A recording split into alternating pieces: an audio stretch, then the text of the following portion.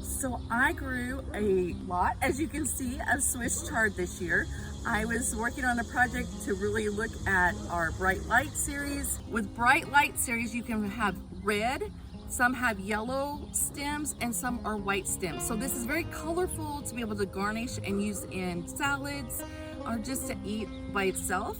But I wanted to show you a proper way to kind of harvest today. If you're harvesting any of your leaf lettuces, if you're harvesting kale, you can either harvest by the leaf or you can take it off 1 to 2 inches from the top and harvest the whole plant at one time. So I'm going to show you both techniques. The first technique that we're going to do today, we're going to go all the way down. You can see it has a large stalks to it and it's a clump. We can take this one and we're going to go all the way down to the bottom of the plant, about 1 inch from the soil line.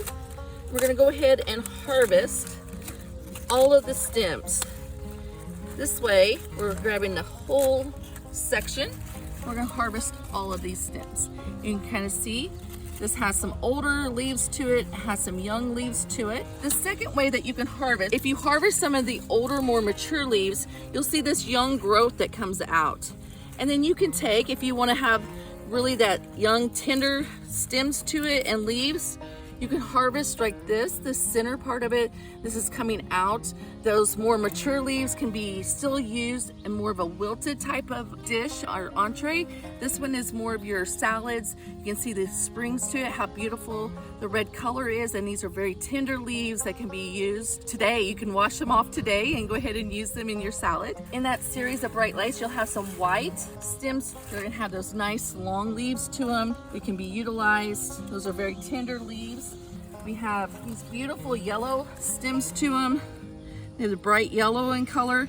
So you can see all these are this bright light series of Swiss chard. These are great to use if you're having a garden party or in your salad mixes, that you can go ahead and use these stems. So Swiss chard is a great one. We're gonna give you a recipe on how to use it. Again, these will continue to bloom. If it gets too large and you're like, oh, I won't be able to utilize this one, cut it back like we did all the way down. And as you see, that new growth will come out and it'll continue to go throughout the season.